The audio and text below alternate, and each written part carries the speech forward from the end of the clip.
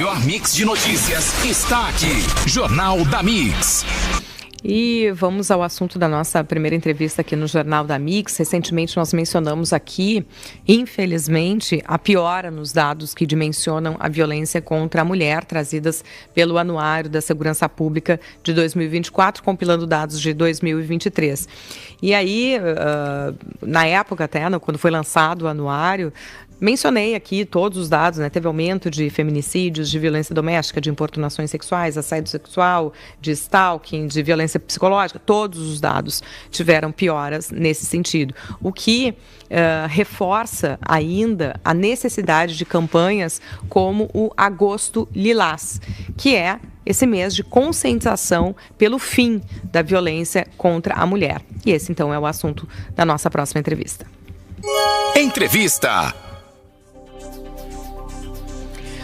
Conversamos, então, nesse início de terça-feira com a vice-presidente nacional do Instituto Brasileiro de Direito da Família, essa entidade que está engajada na articulação nacional pelo feminicídio zero. Maria Berenice Dias, muito bom dia. Bom dia, uma alegria estar na Rádio Mix. Muito obrigada por nos atender cedinho, mas é um assunto que eu, como jornalista, né, há décadas aí acompanhando esses dados, a senhora como magistrada, como desembargadora também, né, acompanhando dentro do judiciário, mas também toda a mobilização junto às mulheres. E a gente chegando a 2024 ainda com uma necessidade imensa de falar, de conscientizar, de repetir dados bastante negativos e buscando essa conscientização. Então, queria o seu olhar, né? O que está sendo debatido, inclusive dentro do Instituto, e esse engajamento ao feminicídio zero, que caminhos se encontram, né, para que a gente consiga, quem sabe, esta meta o quanto antes? É que assim, o feminicídio é uma consequência da violência. Ele acontece porque antes aconteceram episódios de violência. E esses episódios de violência é que precisa, a grande campanha essa, né? Precisam ser denunciados. Quem é vítima de violência precisa procurar uma delegacia. Porque assim, o que o agressor precisa saber é que existe uma linha que ele não pode ultrapassar. A integridade física, a integridade psíquica, a integridade sexual, ele tem, normalmente, na maioria das vezes, um vínculo de natureza afetiva. Se esse basta não é dado, isso sempre prossegue, sempre aumenta. Este é o ciclo da violência, é esse ciclo que precisa ser rompido. Então, a necessidade de, a partir assim, do primeiro gesto que deixa a vítima desconfortável, ela falar, não faça isso, a próxima vez eu vou denunciar. Simples assim. Ele tem que ter um corte na sua escalada, porque se não diz nada, e depois ele pede desculpa, e ela perdoa, e de um modo geral, assim, o agressor ele é perverso, ele costuma atribuir a culpa, a responsabilidade da agressão à vítima. Não, foi porque tu não estava em casa, foi porque tu não fizesse isso. Sempre, poucas vezes a mulher se sente culpada, porque historicamente ela é responsável, como se fala, né, da economia do cuidado. Então, ela é a grande responsável pela casa, pelos filhos, que isso é um mito, né? Não sei porque que acho que só nós mulheres fizemos isso. Então, assim, no momento que ela parece que descumpre essas que seriam as suas obrigações, quando não são, se o marido chega em casa e a janta não está pronta, ele que chega e vai fazer da janta, né? Então, se não está limpo, ele que vai limpo. Não é atribuir a responsabilidade sempre para a mulher e achar que tem o direito de castigá-la por ela não estar cumprindo uma obrigação dela. Então, acho que a origem mesmo está nisso. E é isso que a gente precisa, assim, divulgar e ir atrás. Agora, com relação aos números da violência, eu até não vejo com tanto pessimismo, a não ser, claro, o número de feminicídios, mas eu não vejo assim, com tanto pessimismo, estão piorando os vínculos de violência. Acho que não, acho que eles sempre foram péssimos. O que está havendo é essa maior conscientização das mulheres que elas precisam denunciar. Há um número maior de violências, porque em primeiro lugar, esse tipo de momento que nós estamos tendo aqui, um grande engajamento dos meios de comunicação, sabe, para se fazer alguma coisa e conscientizar a mulher de que ela deve reagir, e isto dá mais segurança à mulher, para ela ter mais aparatos, sabe? Temos nas delegacias as salas Margaridas, temos a Patrulha Maria da Penha, todos esses grandes avanços que nós temos aqui no Rio Grande do Sul, e isso acaba dando segurança às vítimas. Não, eu tenho um espaço onde eu tenho que denunciar, eu sou bem acolhida, os juizados aqui de Porto Alegre, elas são referência no Brasil, com todo, sabe, até com salas para as crianças, quando tem que ir junto com as mães nas audiências, então assim, há toda uma linha de proteção, então ela se sente mais motivada, sabe, ela se sente mais encorajada para poder fazer uma denúncia e receber a proteção que ela merece, porque ela chega muito fragilizada, e aí essa é a responsabilidade grande do Estado, sabe, de dar esse apoio a essas mulheres e buscar meios dela para subsistirem, sabe, encontrar algum tipo de qualificação, inclusive profissional, sabe, para tocar a vida. E isso tudo, aqui no Rio Grande do Sul, nós, de fato, somos um exemplo para o Brasil. E penso que essa articulação, quando se fala de uma articulação nacional pelo feminicídio zero, ela é uma conscientização da população, das pessoas, tocando essas culturas, né, violentas que ainda temos, mas também uma provocação a órgãos públicos, né, que se engajem e que criem essas estruturas. Me vem à cabeça, quando se falou das salas Margaridas, das estruturas da Patrulha Maria da Penha, recentemente eu vi uma notícia, deve fazer 1 ou 2 semanas, de uma mulher que foi a uma delegacia especializada, por alguma razão estava fechada, acabou indo a uma delegacia comum e lá ouviu de quem atendeu, disse, olha, pensa bem se a senhora quer denunciar, porque se a senhora fizer essa denúncia, o seu marido vai preso e a senhora vai acabar com a vida dele.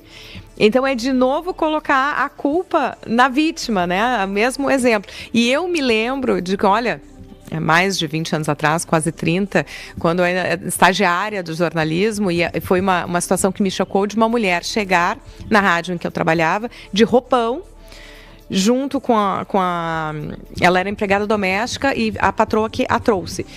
E elas tinham ido lá denunciar, não a violência que ela havia sofrido, que tinha sido um estupro, mas porque ela tinha ido na delegacia e a impressora não estava funcionando e o funcionário não fez o registro. Volte mais tarde que a impressora não está funcionando. Então, são coisas que nos chocam, e essa eu achei que estava superada, porque isso ficou na minha lembrança como algo traumático até, digamos assim. E 2 semanas atrás eu ouço algo de novo e daí reforça como ainda é importante se batalhar por estruturas especializadas enquanto não se tem uma cultura vigente, né, de não revitimizar essa mulher que chega buscando um socorro e fazer uma denúncia. Já não é fácil esse encorajamento, né, de ir para uma estrutura formal. Não, é que assim, falta um pouco de capacitação, né, às vezes dessas pessoas que fazem esse atendimento. As denúncias de violência doméstica, elas não podem ser atendidas no balcão, na frente das pessoas, praticamente acho que todas as delegacias já têm informação que eu obtive, as salas Margaridas, mas os servidores precisam ser qualificados. Às vezes existe uma grande rotatividade, então não existem treinamentos permanentes como deveriam existir para evitar esse tipo de situação. Agora, isso precisa ser denunciado. Isso que aconteceu com essa pessoa, se tu conheces ela, diz assim, olha, precisa ser denunciado. Porque às vezes assim, as cúpulas não sabem, sabe, do que isso acontece. Acho isso extremamente perverso e acho que precisa ir denunciado, ou até hoje em dia vai para TikTok, sabe, vai para as redes sociais, mas isso nós precisamos dar nessa ineficiência meio que pontual das nossas autoridades de atender essas vítimas da maneira como elas precisam ser acolhidas. E com relação ao feminicídio, a grande maioria de vezes, essas vítimas, elas não procuraram antes algum tipo de proteção, sabe? Eu acho que esse é um dado significativo, ou seja, elas vinham sofrendo algum tipo de violência, algum tipo de ameaça, e não foram atrás de um socorro. E isso, eu acho que assim, barra muito esse tipo de atitude quando o agressor ele sabe, né, dessa providência. Por exemplo, na Lei Maria da Penha, que é uma lei fantástica, que já foi alterada e modificada e melhorada 23 vezes, sabe, a lei mais conhecida no Brasil, por exemplo, sempre que uma mulher pede uma medida protetiva, sabe, o juiz estabelece como medida protetiva, sabe, o pagamento de alimentos a mulher, se ela necessitar, mas necessariamente para os filhos. Se ele, além de não se aproximar, além disso não pagar, isso gera prisão, tá? Porque isso é uma medida protetiva, né, a ser cumprida por ele. Se ele não cumpre, ele vai preso, tá? Então assim, ele precisa ter essa espada na cabeça dele. Olha, eu não posso fazer isso porque eu tenho uma medida protetiva. Se eu não cumprir, eu vou para a cadeia. E isso, de fato, é algo que funciona. Acho que as vítimas sempre andam, né, com as suas medidas protetivas na bolsa, que eu acho isso importante. Sabe, qualquer tipo de aproximação ou mesmo não pagamento, isso é só denunciar que ele é preso. Mas também tem mais algo que nós precisamos avançar, e eu acho que é importante aproveitar esse mês lilás, essa campanha, esse espaço que vocês estão dando, de que ainda precisamos mais, né? Para mim, assim, uma das coisas muito significativas seria adotar o que se chama o botão de pânico, né? Que é a mulher ter um dispositivo, né, onde ela recebe a informação da aproximação do agressor. E acho que agressor de violência doméstica, ele precisava usar tornozeleira eletrônica. Sabe? Ele é intimado, chega à tornozeleira. Não precisa assim, ser uma grande, sabe, violência doméstica, sabe? Haja esse perigo de ser reiterado, enfim, precisa usar. E tornozeleira eletrônica cor-de-rosa, para todo mundo ver que essa tornozeleira é de agressor. Não é aquelas pretinhas igual, não, sabe? Aonde ele estiver, assim, eis um agressor doméstico. Acho que nós precisamos avançar nisso. Já fiz algumas referências ao próprio governador, a Nadine Anflor, que é uma super deputada engajada nisso, né? Se destacou até. Sim, foi delegada da Delegacia da Mulher, chefe de polícia. Uhum. Isso. E de que nós precisamos fazer isso. Acho que isso é muito significativo, que se avance.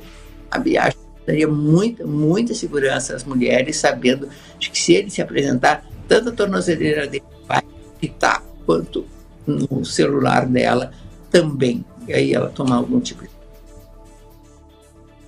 Porque é impressionante isso, porque o homem violento dentro de casa, isso não está estampado na cara. Então, às vezes, é um profissional respeitado, é um vizinho querido, está dentro do grupo de amigos. E quando vê, as pessoas se surpreendem, né, com a revelação disso. Então, e às vezes, muitas vezes aceitado ainda socialmente, né? De que as pessoas sabem que acontece, mas enfim, ainda aquela coisa de que em briga de marido e mulher não se mete a colher. E isso é que vem mudando. Né? Me lembro até de uma campanha que a Magazine Luiza fez na época dentro do seu público interno, que era num dia de campanha contra a violência da mulher, tinha promoção de colher, que era promoção, não, se mete colher sim, e daí usou isso dentro de uma campanha. Então é dentro desse contexto que vai se tentando achar ferramentas, formas de comunicar que não é aceitável. Maria Berenice Dias, muito obrigada pela reflexão que faz conosco aqui a respeito da violência contra a mulher nesse agosto lilás. Muito bom dia. Bom dia, obrigada.